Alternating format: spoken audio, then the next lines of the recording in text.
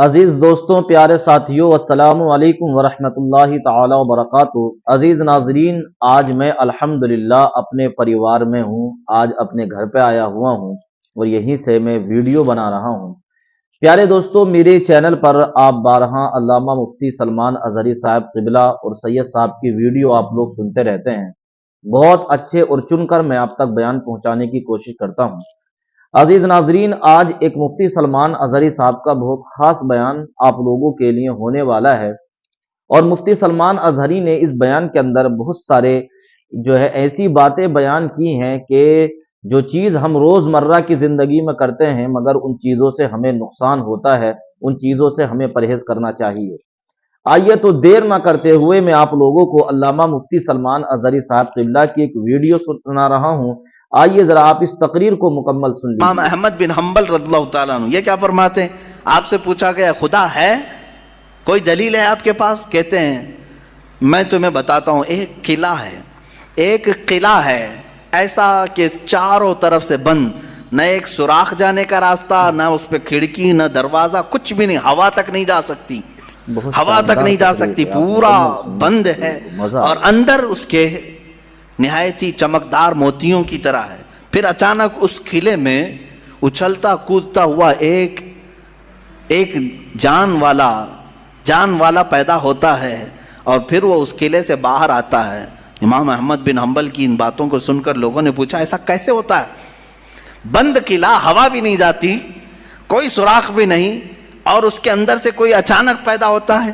امام احمد بن حنبل فرماتے ہیں یہ تو روز ہوتا ہے، مرغی کے انڈے میں نہیں دیکھتے۔ مرغی کا انڈا مجھے بتاؤ اس میں کتنی کھڑکیاں ہیں؟ انڈا تو اوپر سے پورا بند ہوتا ہے، ہوا تک نہیں جاتی، لیکن مرغی اس کو گرم کرے۔ اب تو مشینوں میں بھی، اب مشینوں سے بھی ہوتا ہے۔ مجھے یہ بتاؤ انڈے کی زردی اچانک ایک جاندار چوزے کی شکل کیسے اختیار کرتی ہے؟ کون ہے جو اسے چونچ دیتا ہے؟ کون ہے جو اسے پر دیتا ہے؟ اور پھر ہم نے جانوروں کو، پرندوں کو، ہر ایک مخلوق کو دیکھا ہے، ان میں رنگ ایسے بھرے ہوئے رہتے ہیں، دنیا کا کوئی آرٹسٹ بھی اس طرح کے رنگ بھر نہیں سکتا۔ کیا ہم مور کو نہیں دیکھتے؟ طرح طرح کے خوبصورت اس میں ڈیزائن کیے گئے ہیں، ایسا لگتا ہے کہ کوئی قلم لے کر کے ڈیزائن کیا ہے، کوئی برش سے ڈیزائن کیا ہوا ہے۔ نہیں میرے عزیزو، یہ قدرت کی شاہکاریاں ہیں، رب ذوالجلال کی شاہکاریاں، اور تم بے شمار خوبصورت مخلوقات کو دیکھو گے۔ پھر میں ان دہریوں سے پوچھتا ہوں آخر ان تمام کو پیدا کرنے والا کوئی تو ہوگا، تم لاؤ ڈھونڈ کر کے آخر کون ہے یہ سب پیدا کرتا ہے۔ آپ کو یہ علم لے کر کے جاتا ہے تھیولوجی کا کہ کوئی نہ کوئی اس کا پیدا کرنے والا ہے، بنانے والا ہے۔ فلسفی ان کے ہاں ایک قانون ہے، دور اور مسلسل، یعنی تسلسل، کنٹینیو کوئی چیز ہو نہیں سکتی۔ مثال کے طور پر مجھے پیدا کرنے والا کوئی ہے، اور اس کو پیدا کرنے والا کوئی ہے، اس کو پیدا کرنے والا، یہ جو سوچ ہے تسلسل اس کو کہتے ہیں۔ کہیں جا کر کے سٹاپ ہونا پڑے گا، کہیں جا کے سٹاپ ہونا پڑے گا تمہیں۔ میں پیدا ہوا میرے باپ سے، میرے باپ پیدا ہوئے دادا سے، دادا پر دادا سے، یہ سلسلہ چل کر کے کہیں تو سٹاپ ہوگا، کہیں جا کے ختم ہونا ہے۔ تو فلسفی اس بات کو مانتے ہیں کہ دور اور تسلسل محال ہے، یعنی کنٹینیو ایسی جاتا رہے، یہ محال ہے۔ ان کے ہاں ایسا ہے۔ میرے عزیزو، اب اگر میں ان سے سوال کروں کہ جیسے بہت سارے لوگ بھگوانوں کو بھی مان لیے، جبکہ بھگوان کی بیوی بھی ہے، بھگوان کے بچے بھی ہے، اور بھگوان کا باپ بھی ہے، تو پھر اب سوال آئے گا کہ بھگوان کا دادا کون، بھگوان کا پردادا کون؟ پھر وہ نسب چلے گا، کہیں تو جا کے رکنا ہے، کہیں تو جا کے رکے گا۔ بچے ہیں تو اب تک ان کی نسل کیوں نہیں؟ بھگوان کے بھی بیٹے بیٹیاں تھیں نا، بہت سارے بھگوانوں کا تذکرہ ہندوستان میں ہے، ان کے بیٹے بیٹیاں بتائی گئی ہیں، کتنے بیٹے تھے، رام کے بھی، کرشن کے بھی، سب کے بھی بتائے گئے ہیں بیٹے بیٹے۔ تو اب اولاد کہاں ہیں؟ باپ دادا کہاں تھے؟ میرے عزیزوں، میری اس بات کو یقیناً کوٹ کیا جائے گا، مجھے معلوم ہے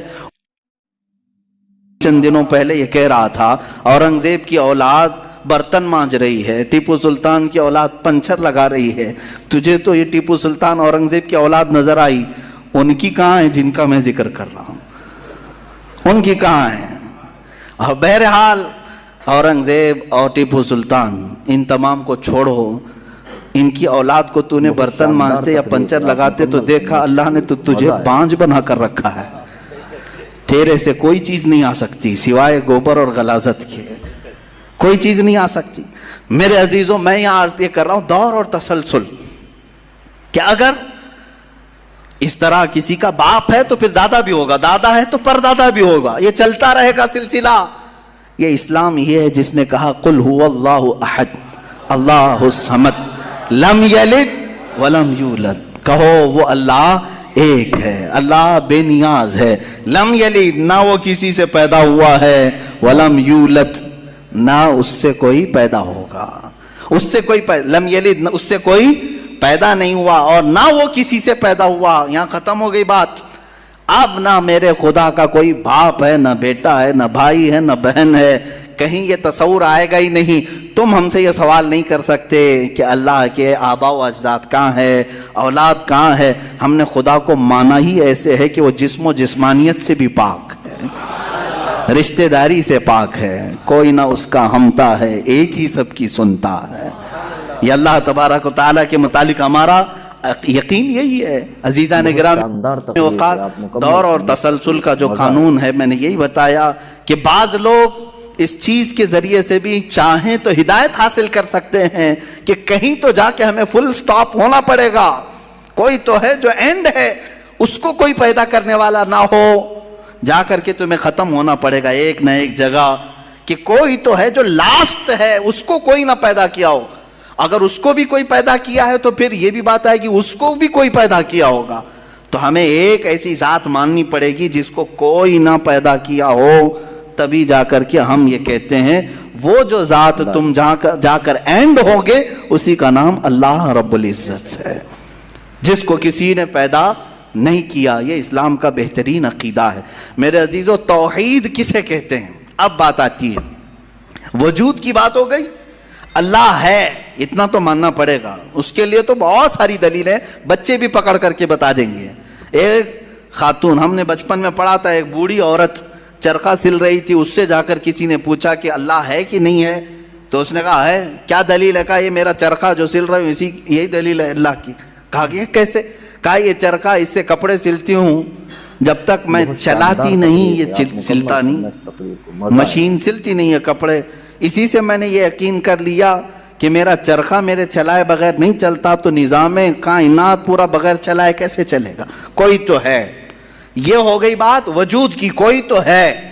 اب آتی ہے توحید کی بات، کوئی تو ہے، اب ہمیں یہ بتانا ایک ہی ہے، کوئی تو ہے لیکن وہ جو ہے وہ ایک ہی ہے۔ یہاں پر بھی ہمیں اسلام نے جو فلسفہ دیا ہے، قانون دیا، وہ بہت ہی پیارا ہے۔ اس کی وجہ کیا ہے؟ میرے عزیزو، چلو اب ہم توحید کی طرف آتے ہیں۔ توحید کہتے ہیں ایک ماننا، ایک ماننا۔ حقیقت میں دیکھا جائے تو دنیا کے اکثر مذاہب میں توحید کا شروع میں درس رہا۔ عیسائیت جو آئی ان میں بھی تھا، بعد میں یہ تثلیث کے قائل ہو گئے۔ یہودیوں میں بھی اللہ کو ہی مانتے، خدا کو ہی ماننا ہے۔ ہندوؤں میں بھی ایک کا ہونے کا تصور کتابوں میں ان کے موجود ہے۔ یہ اور بات ہے کہ انہوں نے ملا دیا، مسالے لگا دیے، الگ الگ ہو گئے۔ خالص جو اپنے دین پر باقی ہے الحمدللہ وہ اسلام ہے آج بھی۔ اللہ رب العزت ہے اور وہ ایک ہے، شاندار تقریر ہے، ایک ہے۔ اس پر کیا دلیل ہے؟ اس پر بھی دلیلیں دینی ہوں گی مسلمانوں۔ عقلی دلیلیں بھی ہیں، نقلی دلیلیں بھی ہیں۔ نقلی دلیلیں ہمارے لیے، نقلی کا مطلب ہوا کسی جگہ سے ثابت ہے، قرآن سے، حدیث سے یہ ثابت ہے تو یہ نقلی دلیل۔ عقلی جو عقل بھی جس کو تسلیم کرے، عقل جس کو ایکسیپٹ کرے، وہ کیا ہے؟ اس بوڑھی عورت کا ہی میں بتا دوں جس نے چرخہ سلا، اور چرخے کو چلانے میں اس نے کہا کہ اللہ ہے، کوئی تو ہے، کیونکہ میری مشین بغیر چلائے نہیں چلتی۔ تو اس سے صاحب نے، جس نے سوال کیا، پوچھا کہ اچھا ہے تو کیا وہ ایک ہے کہ دو ہے؟ کہا نہیں ایک ہی ہے۔ کہا وہ کیسے؟ کہا دو ہوں تو دیکھو تم سامنے بیٹھو، ادھر سے چلاؤ، میں ادھر سے چلاتی ہوں، پھر کپڑے کی کیا درگت بنتی ہے؟ تم اپنی طرف کپڑا کھینچ رہے ہوں گے، میں اپنی طرف کپڑا کھینچ رہی ہوں گی۔ اس سے میں نے یہ یقین، اس تقریر کو مکمل سماعت کر لیا، آپ لوگوں کا ایمان تازہ ہو گیا ہوگا۔ मुफ्ती साहब क़िबला का बयान बेशक बड़ा लाजवाब, बड़ा खूबसूरत हुआ करता है। हज़रत की तकरीर बड़ी लाजवाब होती है। सारे लोग जानते हैं हज़रत की तकरीर को बहुत पसंद किया जाता है।